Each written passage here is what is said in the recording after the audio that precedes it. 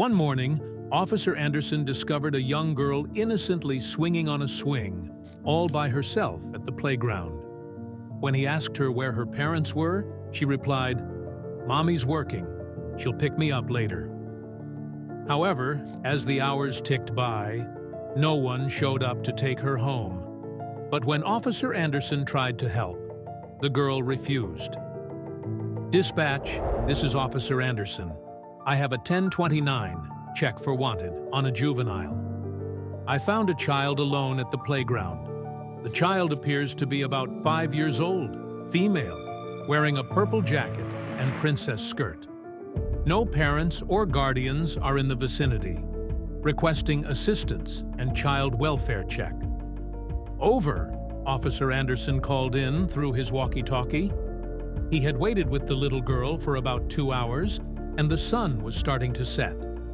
No one had shown up to take the girl home, and every time Officer Anderson asked a passerby if they knew the girl, the answer was the same. No one had seen the girl before. He decided to take the girl to the station, but the little girl was so convinced her mother would return, she refused to come to the station. "No!" she yelled as Officer Anderson approached the swing, wanting to help her get off. The girl jumped off the swing herself and ran to the jungle gym, climbing on it to get away from Officer Anderson. "Do you want a lollipop?" Anderson tried. Finally, the girl began to show some interest. "A strawberry one," she adamantly said as she slid down the slide and walked over to Anderson. Anderson put her in the back of his police car, and the two of them drove to the station. "Can you turn on the sirens?" the girl asked curiously. "First, tell me your name," Officer Anderson answered. "Penny," the girl said with a slight smile. "Now, turn on the sirens." Officer Anderson chuckled as he pressed the button and saw Penny's eyes lit up. She fell back in her seat, laughing hysterically. Officer Anderson couldn't help but smile. They pulled up at the police station, and Officer Anderson guided Penny into the station. "Everyone, this is Penny," he said as he addressed his colleagues. Penny shyly hid behind Officer Anderson's legs when everyone greeted her kindly. "You wait in there while I get your lolly," Anderson said, while pointing at a room that had coloring books laid out on the table. Penny excitedly ran into the room and started playing, giving Anderson a moment to try and locate her parents. "I need to find out who her parents are," he said sternly, looking at his colleagues. Everyone got straight to work, looking into the database for any child named Penny. Officer Anderson returned with a pink lollipop in hand and gave it to Penny along with a glass of lemonade. "What's your mother's name, Penny?" he asked cautiously, not wanting her to close up. Penny's smile faded for a moment, but then she answered, "Mommy's name is Mommy, you silly." Officer Anderson sighed as he returned to his seat. Suddenly, one of his colleagues burst through the door. "We got a hit," he said, and Officer Anderson jumped up. "Show me, Officer Walden," he said, as he followed him out of the room. "Her mother's name is Johanna Lahrens, but she won't be picking Penny up for a very long time." Officer Anderson's eyes widened in shock as he looked at the mugshot on the screen. Johanna had been incarcerated for the last 2 years. "There was no registered father in the database," Officer Walden said. Officer Anderson frowned. "Then, who has looked after her these past 2 years?" They decided now was the time to contact Child Services, and within no time, a woman walked into the station. "My name is Sofia Melendez. I'm here for Penny," the woman said formally.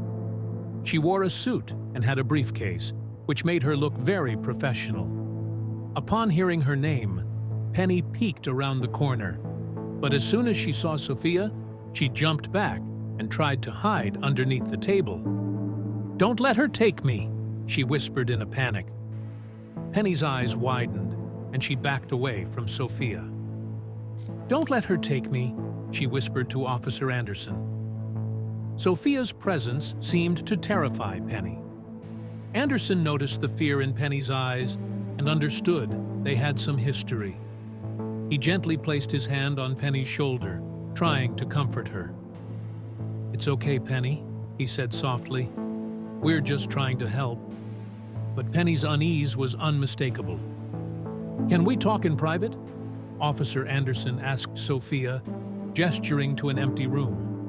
Sophia nodded and followed him, her briefcase clicking softly as they walked. "I need some background information," Anderson said once they were alone. "Why is Penny so scared of you?" Sophia sighed and adjusted her glasses. "It's complicated," she replied, avoiding direct eye contact. "I'll explain everything," she promised, sitting down. "Penny has been in foster care for the past 2 years," Sophia began. "After her mother was incarcerated, we placed her with a foster family." Officer Anderson frowned. "Why didn't the foster family report her missing?" he asked, confusion evident in his voice.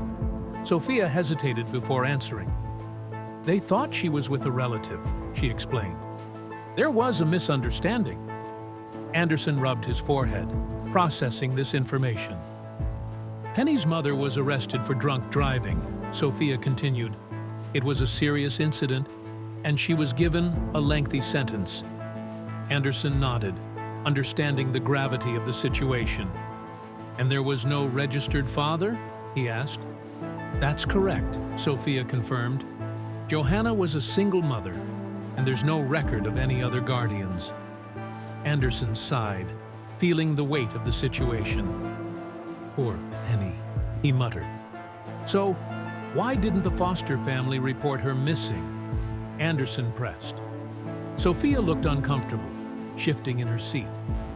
"I don't have a good answer for that," she admitted. "We're still investigating how Penny ended up alone at the playground." Anderson's frustration was evident. "We need to make sure this doesn't happen again," he said firmly. Sophia nodded in agreement, but her expression was troubled.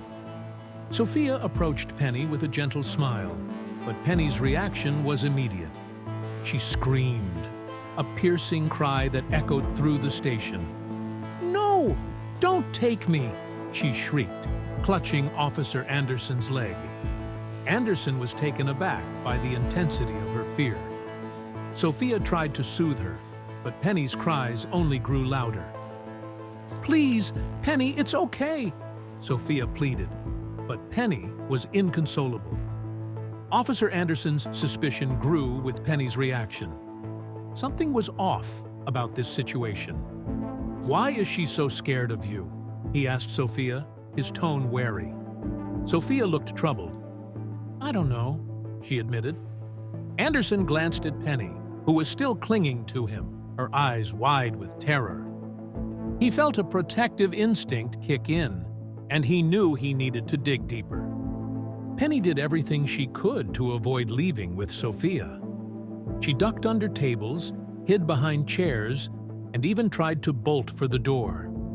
"Penny, come back," Anderson called, trying to keep the situation under control. Sophia looked helpless, unsure of how to handle the child's panic. "Please, Penny, let's just talk," Sophia tried, but Penny was having none of it. Seeing Penny's distress, Officer Anderson decided to step in. "Sophia, can you give us a moment?" he asked, his tone firm but polite. Sophia hesitated, then nodded, stepping out of the room. Anderson knelt down to Penny's level. "It's okay, Penny. You're safe here," he said softly. Penny's sobs started to subside, but she was still visibly shaken. Anderson knew he needed to get to the bottom of this. Officer Anderson decided to speak to Penny alone. "Penny, can you tell me why you're so scared?" he asked gently. Penny wiped her tears and looked at him with big, frightened eyes. "I don't want to go with her," she whispered. Anderson nodded, understanding her fear. "You don't have to go anywhere right now," he assured her.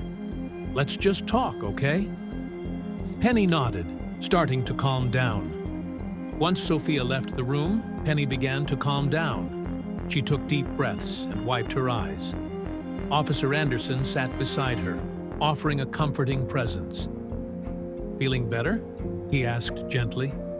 Penny nodded, sniffling. "Yeah," she whispered. Anderson smiled reassuringly. "Good. Now, can you tell me what's going on?" Penny looked down at her hands, hesitating for a moment before she started to speak. "My foster home is a bad place," Penny confessed, her voice trembling. Anderson's expression grew serious. "What do you mean?" he asked. Penny glanced around, making sure Sophia wasn't nearby. "They yell a lot, and they don't like me," she explained. "Sometimes they don't even give me dinner." Anderson felt a pang of anger and sadness as he listened to her story. Anderson's heart sank hearing Penny's story. He couldn't believe what she was enduring. "Penny, I'm so sorry," he said softly. "No child should have to go through that." Penny looked up at him with wide, hopeful eyes. "Can I stay here?" she asked quietly. Anderson took a deep breath, knowing he had to find a way to help her. "Let me see what I can do," he promised. Anderson knew he couldn't let Penny go back to that foster home.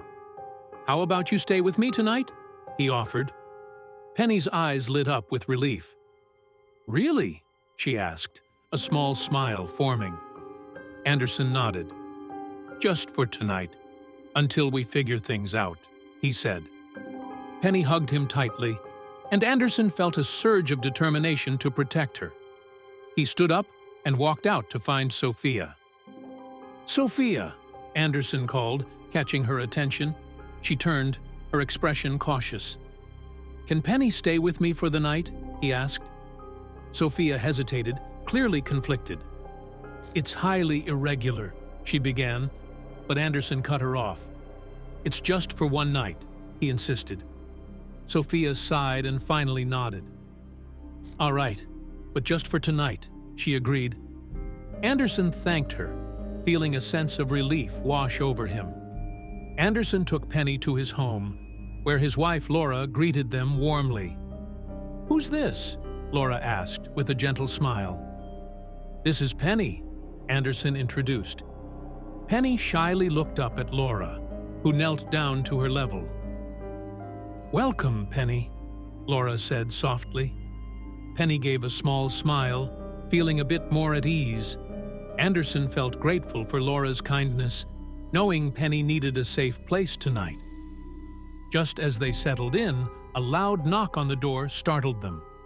Penny jumped and clung to Anderson. "It's okay," he reassured her, heading to the door. Laura gave Penny a comforting hug. Anderson opened the door to find Sophia standing there, looking urgent. "We need to talk," she said, her tone serious. Anderson's heart sank, sensing trouble was coming. Sophia demanded to take Penny back immediately, causing tension. "You can't keep her here," she said firmly. Anderson stood his ground. "I have permission for her to stay tonight," he replied, trying to stay calm. Sophia's expression hardened. "This isn't how things are done," she insisted. Laura watched from the doorway, feeling the rising tension. Penny's eyes were wide with fear as she clung to Laura. Anderson firmly refused, stating he had permission for Penny to stay. "She's safe here," he said. Sophia glared at him, clearly frustrated. "This isn't over," she warned, but she didn't push further. Anderson closed the door, feeling a mixture of relief and worry. He turned back to see Penny clinging to Laura, her small body trembling. He knew they needed to make her feel secure. Penny clung to Laura in fear, intensifying the situation. "It's okay, sweetie," Laura whispered, stroking Penny's hair. Anderson joined them, placing a reassuring hand on Penny's back. "You're safe here," he said softly. Penny's grip slowly loosened, but she stayed close to Laura. The tension in the room was palpable, but Anderson was determined to protect Penny. They needed to get through this night together. The next morning, Penny joined the Andersons for breakfast, slowly relaxing. Laura made pancakes, and the smell filled the kitchen. "Did you sleep well?" Laura asked gently. Penny nodded, a small smile appearing. Anderson watched her, glad to see her more at ease. "Do you like strawberries on your pancakes?" he asked. Penny nodded again, this time with more enthusiasm. The tension from last night seemed to melt away. Anderson decided to take the day off to investigate Penny's situation further. "I need to make some calls and figure this out," he told Laura. She nodded in agreement. "We'll keep Penny company," she said, smiling at the girl. Anderson felt determined. "I'll get to the bottom of this," he promised.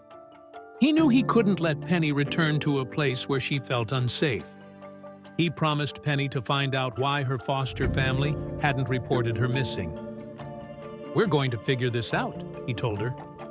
Penny looked up at him with hopeful eyes. "You mean it?" she asked quietly. Anderson nodded firmly. "I promise, Penny.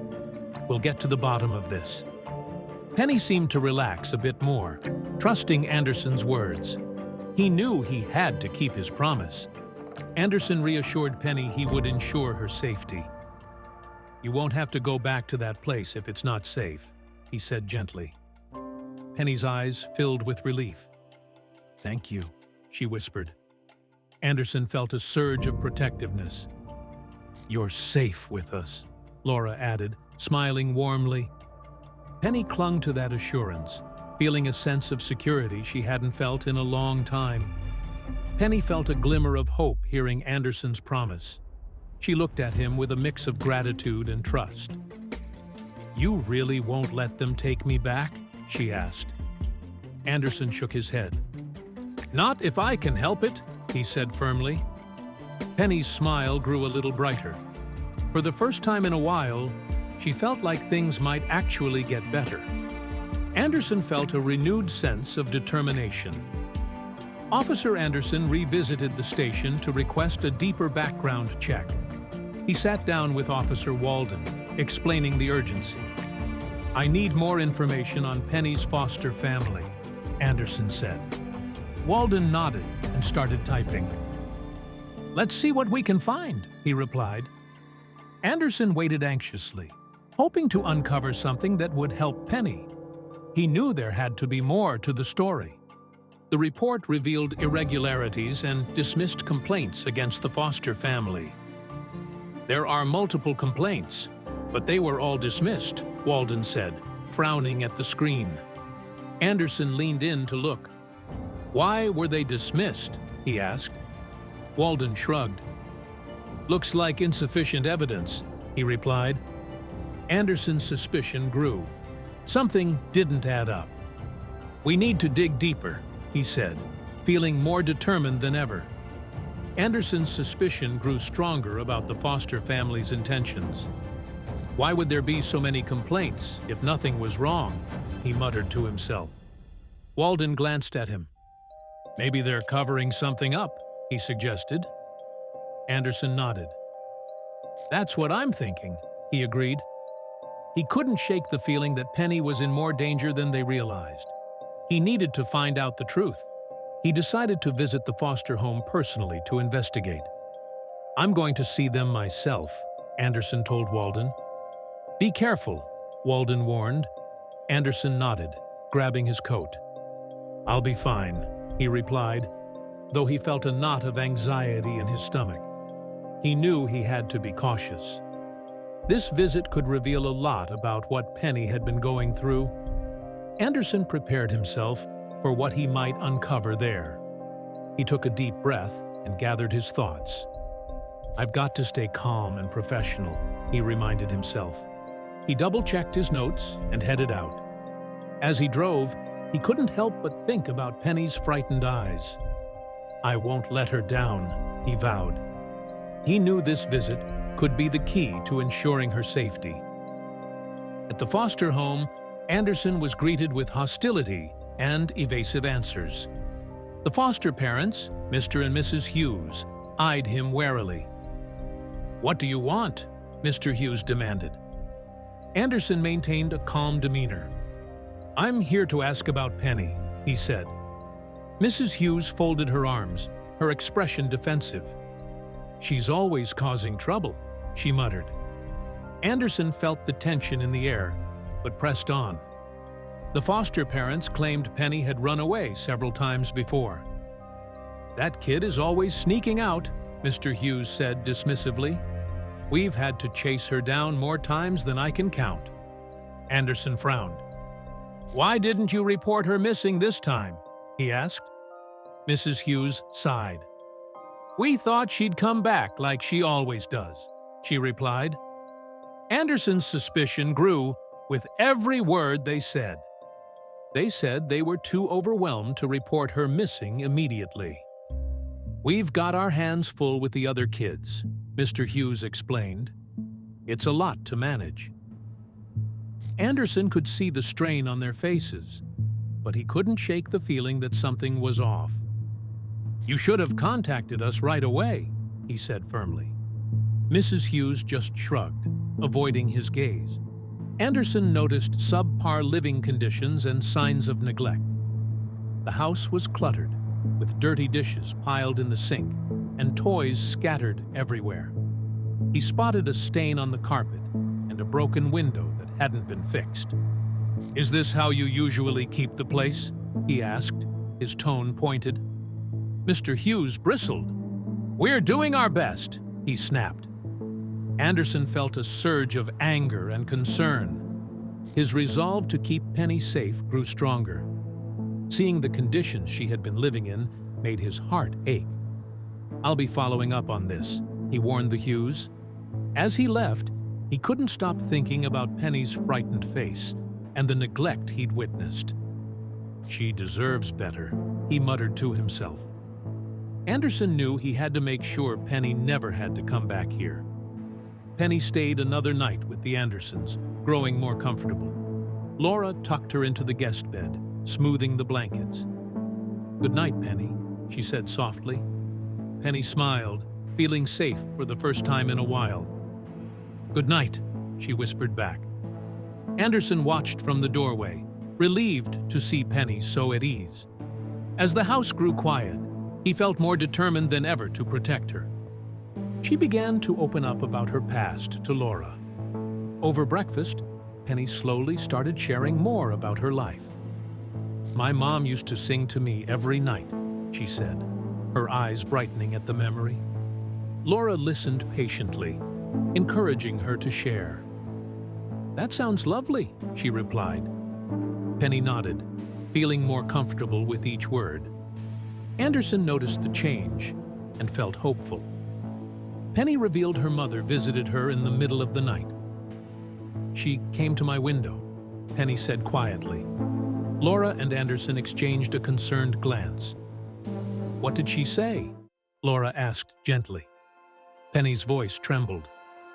"She told me to leave the foster home because it was dangerous," she confessed. Anderson's heart ached hearing this, and he knew they had to investigate further. Her mother warned her to leave the foster home due to danger.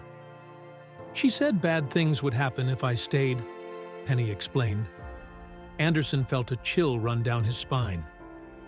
"Did she say what kind of danger?" he asked. Penny shook her head. "No, just that I had to go," she replied. Anderson knew there was more to this story, and that he had to uncover the truth. Anderson decided to delve deeper into Johanna Larenz's background. He returned to the station and requested all records related to her. "I need to know everything about her," he told Walden. As they sifted through files, Anderson felt a sense of urgency.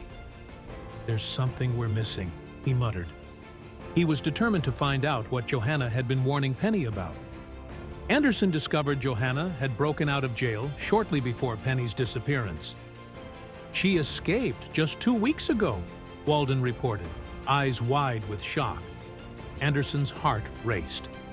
"That explains her warning," he said. He pieced together the timeline, realizing Johanna's escape was linked to Penny's sudden appearance at the playground. "We need to find her," Anderson stated firmly. He knew there was more to uncover about Johanna's motives. The foster home's history of neglect and abuse was revealed.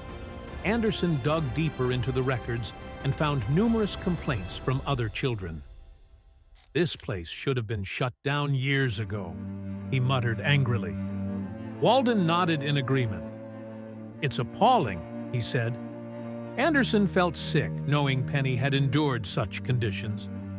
"We need to hold them accountable," he said, determination hardening his resolve. Johanna broke out to protect Penny from the dangerous foster home. Anderson now understood her desperate actions. She was trying to save her, he realized. Walden looked at him, concern etched on his face. "What do we do now?" he asked. Anderson took a deep breath. "We need to ensure Penny's safety and find Johanna before anyone else gets hurt," he replied, feeling the weight of the situation. Anderson realized Penny was in serious danger at the foster home. The more he learned, the more he feared for her safety. "I can't let her go back there," he said firmly. Walden agreed. "We need to act fast," he said. Anderson knew time was of the essence. "I'll do whatever it takes to keep her safe," he vowed. He felt a renewed sense of urgency to protect Penny. He made it his mission to protect Penny and bring her mother to justice. Anderson knew the path ahead would be challenging, but he was resolute. "Penny deserves a safe and loving home," he said to Walden, "and Johanna needs to face the consequences of her actions." He gathered his team, ready to take action. "Let's do this," he said, feeling a surge of determination.